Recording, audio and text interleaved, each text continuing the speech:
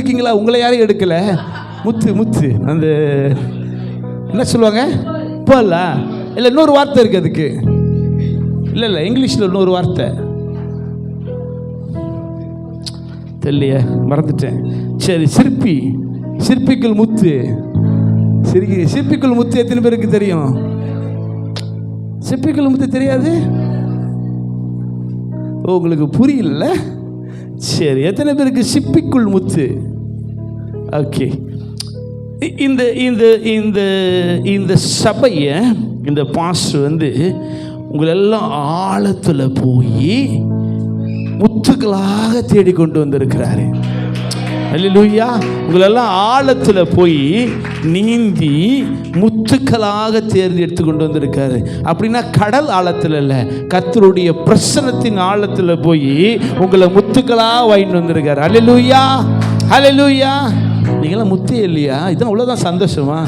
முத்துக்கள் தானே. அல்லேலூயா. சரி, செய்தியின் முடிவில் அநேகருக்கு ஜெபிப்போம். ஓகே பஸ், செய்தியின் முடிவில் அநேகருக்கு ஜெபிப்போம். இப்போ வரைக்கும் கர்த்தர் சொன்ன ஒரு சில பேருக்கு மாத்திரம் ஜெபித்திருக்கிறோம். அல்லேலூயா. சரி, ஒரு வார்த்தை எனக்காக வாசிக்கிறீங்களா? இன்றைக்கு தேவனுடைய வார்த்தையின் இப்போ தான் பிரசங்கத்துக்குள்ளே போகிறேன். போவதற்கு முன்பதாக ஒரு இன்ட்ரடக்ஷன் சொல்ல ஆசைப்படுகிறேன். கர்த்தருடைய வார்த்தை எபிரிய வார்த்தையில் குரோனோஸ். எத்தனை பேருக்கு தெரியும் குரோனோஸ்? குரோனோ இல்லை, கொரோனா இல்லை, குரோனோஸ். குரோனோஸ் அண்ட் கைரோஸ். எத்தனை பேருக்கு தெரியும்? குரோனோஸ், கைரோஸ். அப்படின்னா குரோனோஸ்னா என்ன அர்த்தம்னா, லூக்கா 1:57 யாராவது வாசிக்கிறீங்களா? எனக்கு கொஞ்சம் வேகமாய் வாசிங்க, நான் முடித்து விடுவேன் கொடுக்கப்பட்ட நேரத்திற்குள்ளாக. லூக்கா 1:57. நல்லா இருக்கு. என்ன சொல்லிங்க? பிரசவ காலம். ஓகே, அவ்வளவுதான். நல்லா கேளுங்க, நல்லா கேளுங்க. குரோனோஸ் அப்படின்னா பிரசவ காலம் நிறைவேறின போது. அப்படின்னா நிறைவேறின போது, நிறைவேறின காரியம். புரியுதா உங்களுக்கு? குரோனோஸ் அப்படின்னா இட்ஸ் ஆல்ரெடி நடந்துருச்சு, நிறைவேறிடுச்சு. அல்லேலூயா. எத்தனை பேருடைய வாழ்க்கையில் கர்த்தருடைய வார்த்தை குரோனோஸா இருந்திருக்கு? அல்லேலூயா. ஓகே. கைரோஸ் அப்படின்னா எடுத்து வாசிங்கள். அபாக்குக் 2:3. நான் சபைக்குள்ள வந்தோடனே அந்த பாட்டு பாடுனுச்சு. கர்த்தர் கன்ஃபார்ம் பண்ணாரு, நான் சபைக்குள்ள வந்தோடனே அந்த வார்த்தை, அந்த பாட்டு பாடுனுச்சு. ஓகே, எடுத்து வாசிங்க. அபாக்குக் 2:3.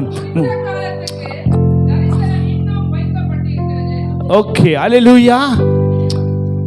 கைரோஸ் அப்படின்னா குறித்த காலத்திற்கு இன்னும் தரிசனம் வைக்கப்பட்டிருக்கு. அப்படின்னா இன்னும் நிறைவேறல, முடியல.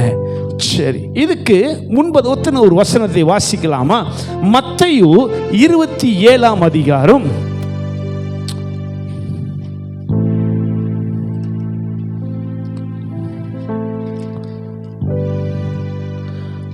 ஓகே,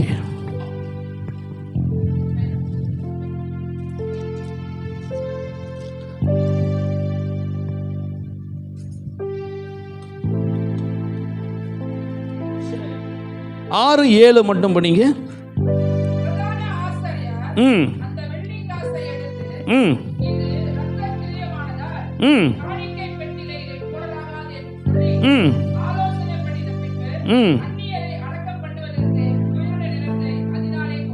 சரி, ஓகே. இது என்ன சம்பவத்தை சொல்லுது? யூதாஸ் காரியத்து 30 வெள்ளி. நான் என்னன்னா கைரோஸ் என்ற வார்த்தைக்கு நான் வருகிறேன். என்னோடு கூட வாங்க, வேற எங்கேயும் போயிடாதீங்க, என் கூட வாங்க. கைரோஸ் என்ற வார்த்தைக்கு சொல்கிறேன். யூதாஸ் காரியத்து இயேசு கிறிஸ்துவை காட்டி கொடுத்துட்ட பிறகு 30 வெள்ளி காசு கொடுத்தாங்க. ஆமாம் தானே? 30 வெள்ளி காசு கொடுத்தோன்னே அந்த காசை என்ன பண்ணா வாங்கிட்டான். அதுக்கப்புறம் குற்றமில்லாத ரத்தத்தை காட்டி கொடுத்துருன்னு சொல்லி அந்த காசை கொண்டு வந்து எங்கே போட்டான்? தேவாலயத்தில் தூக்கி போட்டுட்டான். தூக்கி போட்டுட்டு போயிட்டான். அப்போ ஆசாரிகள் சொல்கிறாங்க, நல்லா கேளுங்க, ஆசாரிகள் சொல்கிறாங்க, இந்த காசு ரத்தக்கரைப்பட்டது, அதனால இந்த காசை நான் என்ன பண்ண மாட்டேன், எடுக்க மாட்டேன். அதுக்கு பதிலாக நான் என்ன பண்ண போகிறேன்னா, இந்த காசுக்கு பதிலாக ஒரு குயவன் கையில் போய் கொடுத்து ஒரு நிலத்தை வாங்க போகிறேன். என்ன நிலம்? சுடுகாடு வாங்க போகிறோம். இந்த சுடுகாடு யாருக்கு அப்படின்னா புறஜாதிக்கு. புறஜாதிக்கு இந்த சுடுகாடை நம்ம வைக்க போகிறோம் அப்படின்னு. அப்போ இந்த வார்த்தை எங்கே எழுதப்பட்டிருக்கு அப்படின்னா பாருங்க, கைரோஸ்ன்ற வார்த்தை. இதை செஞ்சவனுக்கு யாரு? ஆசாரியருங்க. இயேசுவுக்கு விரோதமாக செஞ்சானுங்க. ஆனால் அவனுக்கே தெரியாமல் ஒரு காரியத்தை அவனுக்கு செஞ்சுருக்கானுங்க. இன்றைக்கி இது முடிவில் நான் ஒரு வார்த்தை சொல்லுவேன், நீங்கள் வாங்கிட்டு போக போகிறீங்க. எடுத்து வாசிங்க சகரியாவின் புஸ்தகம்.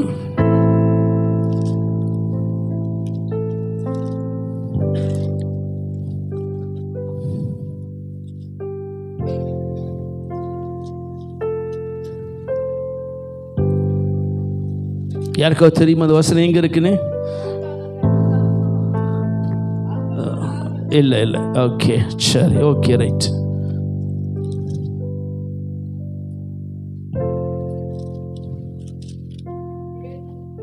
இல்லை இல்லை, ஓகே.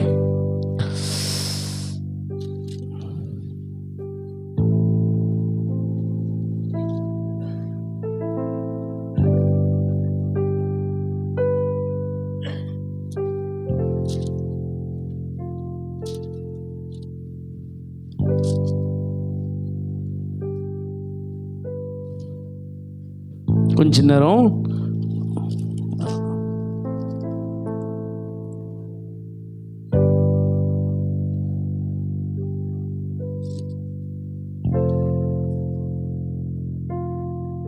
ஓகே, கிடைச்சிருச்சு. சகரியா 11ஆம் அதிகாரம் 13வது வசனத்தை யாராவது வாசிக்கிறீங்களா?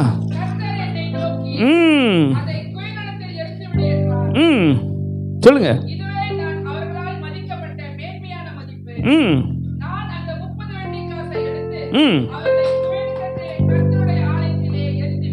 அல்லேலூயா, அல்லேலூயா. நல்லா பாருங்க, யூதாஸ் காரியத்தை காட்டி கொடுத்த அந்த 30 வெள்ளி காசை தூக்கி தேவாலயத்தில் எரிஞ்சு விட்டு போயிச்சான். ஆனால் இந்த வசனம் பாருங்க, ஆசாரியர்கள் எதிராக இயேசு கிறிஸ்துவுக்கு மாறினாங்க. ஆனால் இந்த வார்த்தை ஏற்கனவே தீர்க்கதரிசி சகரியாவில் சொல்லப்பட்ட வார்த்தை. இந்த 30 வெள்ளி காசை எடுத்து என்ன பண்ணுவாங்களாம்? குயவனுடைய கையில் கொடுப்பாங்க. ஐயா நல்லா கேளுங்க, நல்லா கேளுங்க, ஒரு வார்த்தை சொல்ல போறேன். யாரு உங்களுக்கு எதிராக மாற்றாங்களோ, கைரோஸ் என்ற வார்த்தை நல்லா கேளுங்க. யாரு உங்களுக்கு எதிராக மாறுறாங்களோ, யாரு உங்களுக்கு எதிராக நிற்கிறாங்களோ, கர்த்தர் அவங்களை கொண்டு உங்க தரிசனத்தை நிறைவேற்றுவார். அல்லேலூயா. கர்த்தர் அவர்களை கொண்டு உங்க தரிசனத்தை நிறைவேற்றுவார். ஆமென். யாரு உங்களுக்கு எதிராக நிற்கிறாங்களோ, யாரு உங்களுக்கு பிரச்சனையா இருக்கிறாங்களோ, யாரு உங்களுக்கு முகாந்தரமாய் நிற்காதபடிக்கு உங்களுக்கு அகைன்ஸ்டா நிற்கிறாங்களோ, அவங்களை கொண்டுதான் கர்த்தர் உங்க தரிசனத்தை நிறைவேற்ற போகிறார். அல்லேலூயா. நல்ல கரங்களை தட்டி ஆண்டவருக்காய் நன்றி செலுத்தலாமா? அவங்களை கொண்டுதான் கர்த்தர் அந்த தரிசனத்தை நிறைவேற்ற போகிறார். ஆமென். சகரியா புஸ்தகத்தில் இது எரேமியா 19ஆம் அதிகாரத்தில் எழுதப்பட்டிருக்கு. குயவன் ஒரு நிலத்தை கொள்ளுவான் சொல்லி. அவனுக்கு தெரியலையா, சரி அதை நிறைவேற்றி போயிட்டான். ஐயா, இன்னைக்கு கர்த்தர் அப்படித்தான் உங்களை நிறைவேற்ற போறவங்களுடைய வாழ்க்கையில். This is kairos. Hallelujah, kairos. சரி, இப்போவே தேவனுடைய வார்த்தைக்கு வந்துருவோமா? இப்போதான் பிரசங்கம், சீக்கிரமாக முடிச்சிருவேன். ஓகே, சரி, தெரியல அப்படி வந்துக்கிட்டே இருக்கு, ஏன்னு தெரியல. சரி, ஓகே. இன்னைக்கு உங்களோடு ஒரு தலைப்பில் பேச போகிறேன். காட்ஸ் வியூ அப்படின்னா கர்த்தருடைய பார்வை. God's view. சரி, இன்னைக்கு நம்ம எல்லாரும் பார்ப்போம். அதுக்கு தானே கண்ணு வச்சிருக்கிறோம். நம்ம தானே கண்ணு எதுக்கு? பார்க்கறதுக்கு தானே. சரி, யாராவது எப்பவுமே தூங்கிட்டு இருக்கிறோமா? இல்லை, திறந்து விழிப்பா கண்ணு திறந்தே இருக்கும்ல. தூங்கும் போது மட்டும்தான். சில பேருக்கு அரைக்கண்ணு தூங்கும், அரைக்கண்ணு மூடுவாங்க தூங்கும் போது. பார்த்தீங்களா? சில பேர் தூங்குறாங்களா இல்லையான்னு தெரியாது, அரைக்கண்ணு தான் மூடி இருக்கும் இல்லை, சில பேருக்கு மொத்தமாக மூடிடும் இல்லை. சரி, ஆனால் ஆண்டவர் என்ன சொல்கிறாங்க பாருங்கள், காட்ஸ் வியூ. இன்னைக்கு கர்த்தருடைய பார்வை எப்படி நம்ம மேலே இருக்குதுன்னு சொல்லி நான் வேகமாக சுருக்கமாக சொல்லி உங்களுக்கு அனைவருக்கும் செபித்து விட்டு போக ஆசைப்படுகிறேன். அல்லேலூயா. சொல்லிட்டாரு, நல்ல டைம் எடுத்துக்கங்க பாஸ்டர் அப்படின்னா பார்த்துக்கங்களேன். சரி, ஓகே. என்னோட வாசிங்க யாத்திராகமத்தின் புஸ்தகம் 14ஆம் அதிகாரம் 13வது வசனத்தை எனக்காக வாசிங்க. யாத்திராகமத்தின் புஸ்தகம் 14ஆம் அதிகாரம் 13வது வசனம்.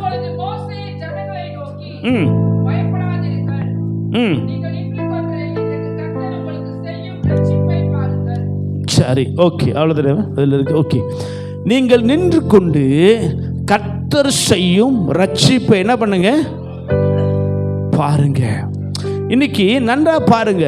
நான் ரீபில் ரிஸ்டோ மெசேஜ்லேயே தான் வரேன், எங்கேயுமே போகல. உங்களுடைய அந்த வாக்குத்தத்த வசனத்துக்குள்ளேயே தான் வரேன். ஆண்டவர் நன்றா பாருங்க,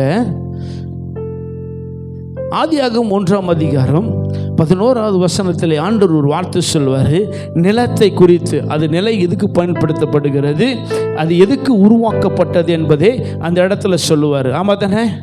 ஆதியாகமம் 11வது அதிகாரம், ஓகே, சாரி 1ஆம் அதிகாரம் 11வது வசனத்தில். அதே போனீங்கன்னா 20வது வசனத்தில் தண்ணீரை குறித்து ஆண்டவர் சொல்லுவார். ரைட்டா? கரெக்டா பஸ்? ஓகே, சரி, என் கூட வாங்க, எங்கேயும் போயிடாதீங்க, என் கூட வாங்க. சரியா? அப்போ இங்கே பார்க்கிறோம், நல்லா கேளுங்க. நிலம் கர்த்தரால் உண்டாக்கப்பட்டது. ரைட்டா? ஆமாம் தானே? நிலம் கர்த்தரால் உண்டாக்கப்பட்டது. அதில் மரத்தை யார் கொண்டு வந்தா? நிலம். ஆமாம், அப்படி தானே எழுதியிருக்கு. படிங்க, அது யாராவது 11.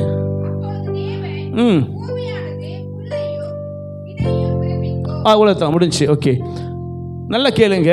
நிலம் யாருடையது? கர்த்தர் படைத்தது. ஆமாவா? ஆனால் விதையும் அந்த முள்ளையும் யார் தந்தது? யாரு? நிலம் அல்ல, சாயில், நிலம் தந்தது. ரைட்டா? ஓகே, 20 படிங்க.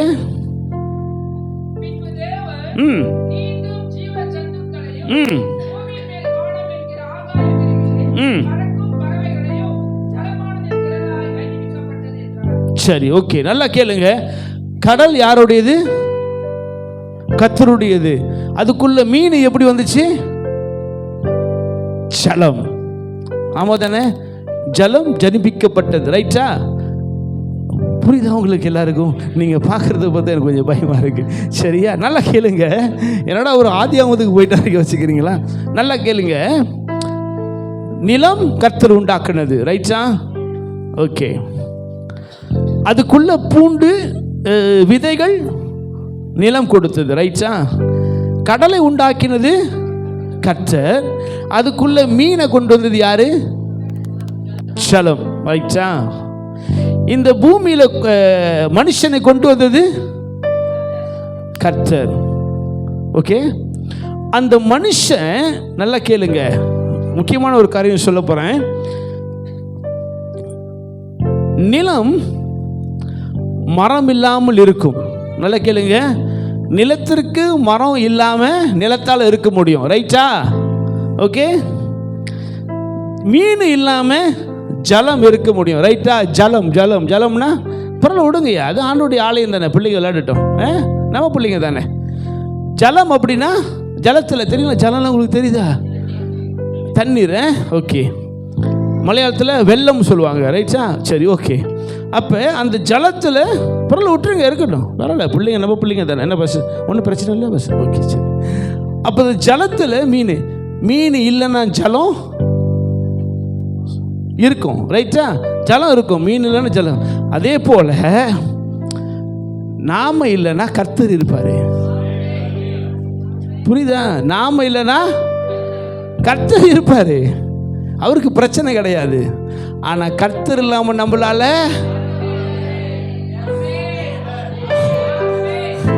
எத்தனை பேருக்கு புரிஞ்சுது? எத்தனை பேருக்கு புரிஞ்சது? நிலத்துல மரம் இல்லைன்னா நிலத்துக்கு பிரச்சனையே கிடையாது.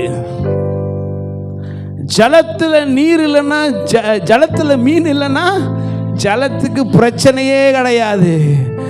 கர்த்தருக்கு நம்ம இல்லைன்னா பிரச்சனையே கிடையாது. ஆமா தானே? கர்த்தர் தான். நம்ம இல்லைனாலும் கர்த்தர் தான். மீன் இல்லைனாலும் கடல் தான். மரம் இல்லைனாலும் நிலம் தான். ஆனா என்னைக்குமே நம்ம யோசிக்கவே கூடாது நான் பெருசு அப்படின்னு. அவங்களுக்கு அதான் ஆண்டவர் சொல்றார் மோசே கிட்ட, மோசே அமைதியாயிரு, எனக்கு தெரியும், நீ நின்று மட்டும் பாருப்பா. கர்த்தருடைய பார்வை, கர்த்தருடைய வியூ எப்படின்னா உங்களை ஒரு யுத்த வீரனா பார்க்கிறாரு. அல்லேலூயா. யுத்த வீரனா பார்க்கிறாரு. ஆனா அந்த யுத்த வீரனை யுத்தம் பண்ண வேண்டிய நேரத்தில் கர்த்தர் பயன்படுத்துவார். அல்லேலூயா. கர்த்தர் செய்ய வேண்டிய நேரத்தில் கர்த்தர் செய்யட்டும், நான் செய்ய வேண்டிய நேரத்தில் நான் செய்வேன். கர்த்தர் செய்யறத போய் நான் குறுக்கட்டுன்னு வச்சுக்கோங்களேன், கர்த்தர் அதில் ஒரே பிளாக், முடிஞ்சு போச்சு. நீ உன் சுயபலத்தின் மேல் முடிஞ்சு போச்சு, அவ்வளவுதான். உன் சுயபலத்தின் மேல சாயாது.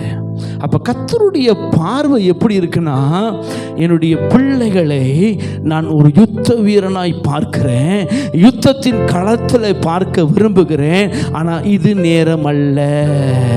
மோசேயோட டைம்ல சொல்ற, மோசே இப்ப யுத்தம் நீ பண்ணாத, நான் சொல்லும் போது பண்ணேன். அப்பதான் என்ன பண்றான், ஆரோனும் ஊரும். அல்லேலூயா. அப்போ யுத்தம் நடக்குது. சில நேரத்தில் நல்லா கேளுங்க, கர்த்தர் சொல்லும் போது நீங்கள் செய்யுங்க, கர்த்தர் சொல்லாத போது நீங்கள் செஞ்சீங்கன்னா பிரச்சனை யாருக்கு? நமக்கு தான். இல்லை, ஒரு பில்டிங்கை நம்ம கட்டணும்னா நமக்கு யார் தேவை? ஒரு பில்டிங்கை கட்டணும்னா யாருக்கு நமக்கு தேவை? கர்த்தரா? ஆர்க்கிடெக்ட் தேவை. ஏன் ஆர்க்கிடெக்ட் தேவை? அவர் தான் பிளானு. ஆமாம் தானே? அவர் தானே பிளானு. சரி, ஆர்க்கிடெக்ட் இல்லாமல் நீங்கள் ஒரு வீடை கட்டிட்டீங்கன்னு வச்சுக்கோமே, என்ன ஆகும்? யார் வந்து இடிப்பா? எம்பிஜேபி தானே? ஓகே, எம்பிஜேபி வந்து இடிச்சிருவான், ரைட்டா? ஏன் இடிக்கிறான் எம்பிஜேபி? நீங்கள் உங்கள் காசை போட்டு கட்டுறீங்க. நல்லா கேளுங்க, நீங்கள் உங்கள் காசை போட்டு கட்டுறீங்க, நீங்கள் பேங்க்கில் லோன் எடுத்துருக்கீங்க, நீங்கள் தான் கட்ட போகிறீங்க, மாதம் மாதம் நீங்கள் தான் பேங்க்கர்னு கொடுக்க போகிறீங்க. ஆமாம் தானே? உங்கள் வீடு நீங்கள் கட்டுறீங்க. எதுக்கு இதில் ஆர்க்கிடெக்ட் உள்ளே வரான்? எதுக்கு எம்பிஜேபி உள்ளே வரான்?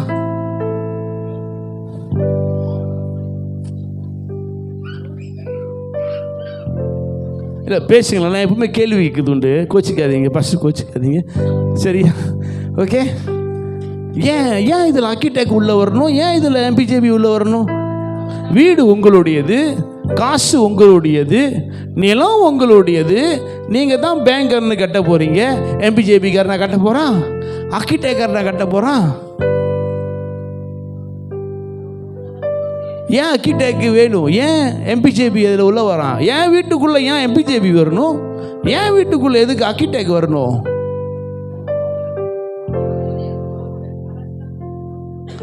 ஓகே, அரசாங்கத்தின் அப்ரூவல் வேற. ஓகே, ஒன்று கரெக்டாக சொன்னாங்க, அரசாங்கத்தினுடைய அப்ரூவல். ரெண்டாவது யாரும் சொன்ன ஒரு வார்த்தை, அஸ்திபாரம், ரைட்டு. ஓகே, அடுத்தது பேசுங்களா, டைம் இருக்கு எனக்கு. ஒன்றும் 11 மணிக்கு பஸ் முடிக்கணும். சரி, எங்களுக்கு டைம் இல்லை, சொல்லுங்க. வேற பிளானிங். ஓகே, வேற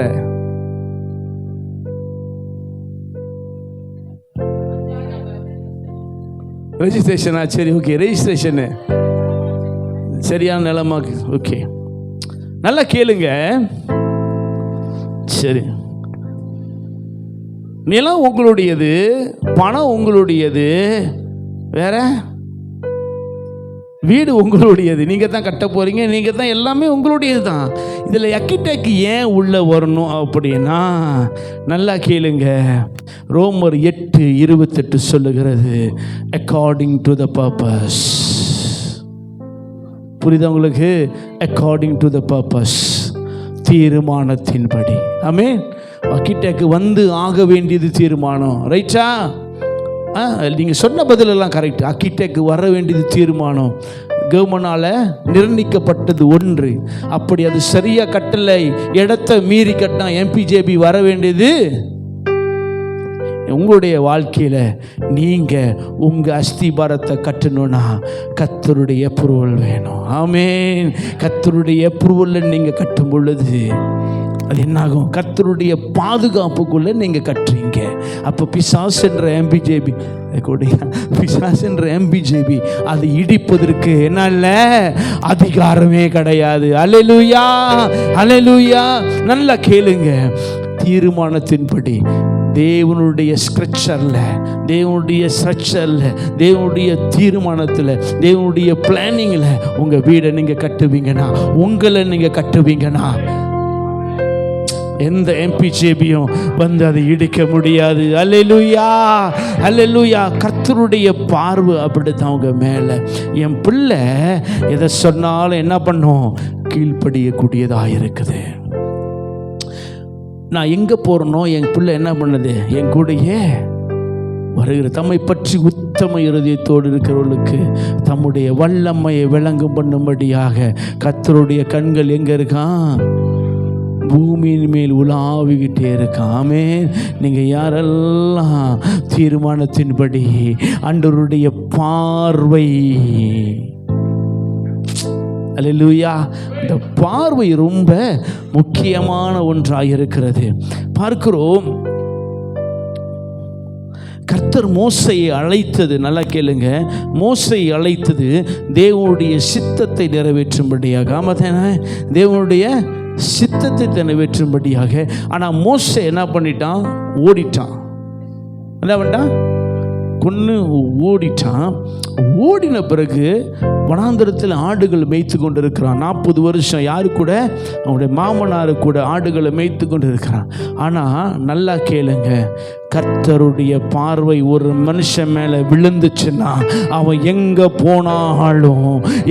போனாலும் அவனை ஒருபோதும் ஆண்டவர் விட மாட்டாரு. அவன் விட்டுட்டு ஓடிட்டான். ஆனால் கர்த்தர் மறுபடியும் அவனை தேடி ஆண்டவர் மறுபடியும் மோசே எங்கே இருக்கிறானோ அங்கே ஆண்டவர் போனார். அல்லேலூயா. கர்த்தருடைய பார்வை உங்க மேலே இருக்குன்னா, கர்த்தருடைய பார்வை உங்க மேலே விழுந்துருச்சுன்னா, நீங்க எங்கே போனாலும் கூட கர்த்தர் உங்களை தேடி வருவார். அல்லேலூயா. கர்த்தர் உங்களை தேடி வருவார். ஆமென். எத்தனை பேர் நம்புறீங்க? கர்த்தர் உங்களை தேடி வரும். மோசையை தேடி வந்தார் ஆண்டவர். மோசையை அழைச்சு, ஐயா உங்க மேல கர்த்தருடைய சித்தத்தை வச்சிட்டாருன்னா, கர்த்தர் உங்களை அழைச்சிட்டாருன்னா, கர்த்தர் உங்களை தெரிந்து கொண்டுட்டாருன்னா, அவருடைய பார்வை அன்னைக்கு எங்க உங்களை தொடராரு பார்த்தீங்களா? உங்களை ரட்சிக்கிறாரு பாருங்க, அன்னைக்கு வச்சிருவாரு அவருடைய பார்வை உங்க மேல. நீங்க எங்க ஓடுனாலும் அந்த பார்வை உங்க பின்னாடியே வரும். நீங்க எங்க போனாலும் அந்த பார்வை உங்களை உன்னித்து கவனித்து கொண்டே இருக்கும்.